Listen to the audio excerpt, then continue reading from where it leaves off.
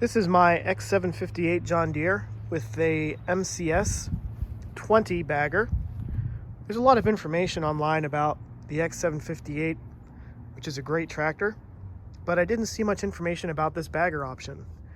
Like I said, this is the MCS-20 built by Superior Tech, and since there weren't many videos about this, I thought it would be worth my time to share my experience with it, both getting it unpacked, putting it on the tractor, and my initial impressions of the build quality and how it works. I've only mowed with it one time. The grass here in Ohio is just barely starting to grow. But just in my one time mowing, I can definitely say I made the right choice. The next size bagger is the MCS-14. It actually has bags, whereas the 20 here is encased in aluminum and steel. It has an electronic dumping feature, and it has parking stands, so when you take it off the tractor, you can store it easily. I'm going to go over what to expect if you buy this directly from the dealer, how to install it, and I'll make a couple of videos of me using it. As the grass continues to grow this year, I plan on taking a few more videos once I get used to it and the tractor. But so far I can tell I'm very happy with it, and it's a lot of fun to use. I mow about 1 acre. This is definitely well overkill for what I need, but I really enjoy mowing, so I splurged on this outfit here. Okay, if you have any questions about the tractor or the bagger, let me know. And I'm gonna change this video over to what to expect when you unbox it and then install it on the tractor. Thanks. Here's how the MCS-20 comes palletized right from the dealer. The part is LP68577. The pallet is pretty heavy, and it's kind of an awkward size, about 4 foot by 5 foot. So if you pick it up directly from the dealer, here's what you can expect. I'm hoping that all the parts are inside, so I'll do that next.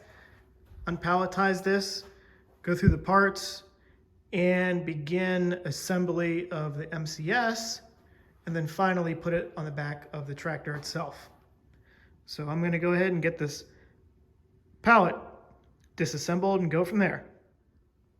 Okay, we got the top part of the crate taken off, and we're going to open this for the first time. There's a latch there and a latch here.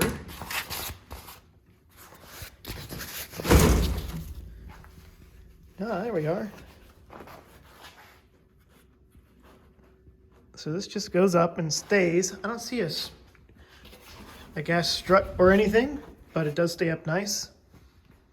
Cool. And now in here we have a chute, a couple bags of parts, and that's about it. And this thing is way bigger than I was expecting, which is good. Should be able to put a lot of grass and clippings in here. So let me go ahead and grab the chute, the bags, and go from there. I got the bags unpacked, and so far the first thing I've noticed is the components on the bagger itself, and these parts are all really high quality. For example, it would be really easy for a company to use imported casters, and for this application it probably wouldn't make a huge difference. However, they stuck with USA made casters. In addition to that, the wire harness. Here's another case where a company can use imported products, but they chose not to. That's a Delphi weather pack connector and a Delphi fuse station as well. So that's good stuff. Decent crimps on the connectors. Not too bad. The relay itself is Chinese, but I think they're all Chinese now. Yeah, the wire loom is really high quality. These are also not imported. These are American from what I could tell, just based on the quality of the plastic. So things like that are really nice. Look, they even used grip tape on the wire loom. And you know, the one piece of equipment on this that does a lot of work is this linear actuator. Here's another example where a company could use something imported and save a bunch of money. However, this is a Thomson linear. So these are about as good as you can get when it comes to 12-volt linear actuators. These are actually sold to replace hydraulics. So these are exceedingly strong, they last forever, and they're actually rebuildable up in this portion here, so that's a good sign. Going along here, it's a Carlin style switch. So that would be a double pull, double throw. Really nice switch housing. I like it. And so far, all the hardware looks excellent. I'm sure some of it's imported because, you know, nuts and bolts now are mostly from India. However, it's all grade 5 and above. You know, looks like it's all American too, yeah. I don't see any metric fittings anywhere.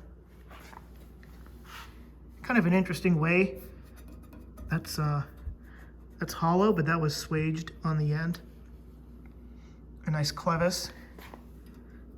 Yeah, so you get what you pay for. I mean, this was a fairly expensive bagger, but all the details make up for the price. I mean, you get what you pay for. So I'm going to start with the instructions, start putting this together. Here's a look at the inside. Check out the size of that bracket they used. So that helps support the pivot. And they could have just as easily used a like 1/8 inch steel there. However, it looks like they went with 3/16 or maybe even quarter zinc plated. So good stuff. And from what I could tell, this top lid just stays up with a friction fit on these bolts. Not sure how I feel about that yet, but we will get into it. And lastly, seems like I should have something right here, but maybe not. Okay, I'm gonna start putting this together and see how it goes. I've got the click and go brackets put on, the 3 points here. Right off the bat, something I see that's a little bit weird is there's a lot of play in this bottom pin. Even with this bracket pushed out, there's still a pretty solid difference right there. And from what I could tell, these bottom parts of the material collector are supposed to sit on the shoulder of the bolt, this bigger part. So I don't know if I might try to put it on and have these out a little bit, see if it makes a difference. And I also noticed that the first time I tried to put this on, the 3-point just barely grazed this support. So I tried to adjust these click and go brackets the best I could to pull them back to see if that makes a difference. We'll see if that helps. I also noticed that when I put it on, I have to lift up the back of the material collector to actually get it to latch in, which maybe that's how it's supposed to work. I'm not sure, but I made a couple of adjustments and I'm gonna put it on, see how it fits second time around here.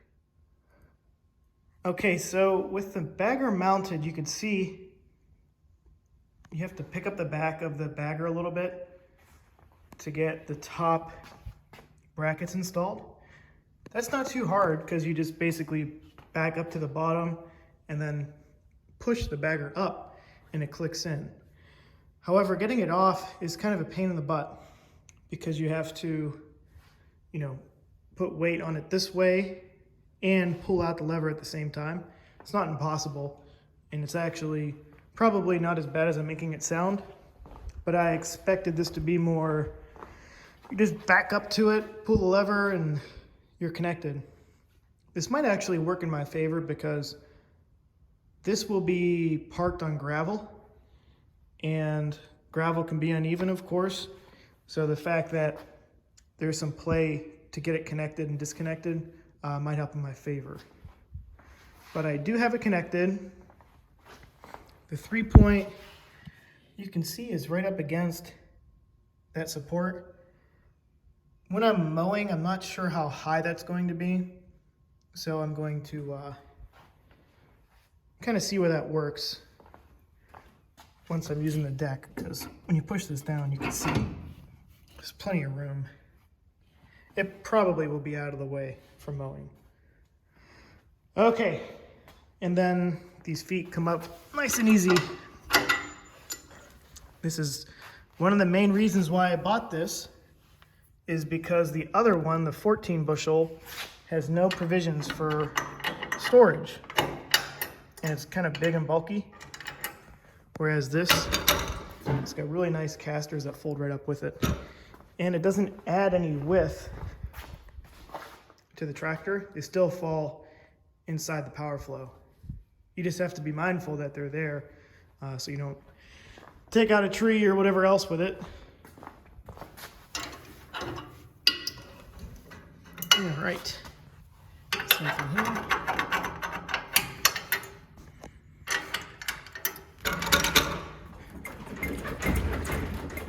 Okay, it's on there.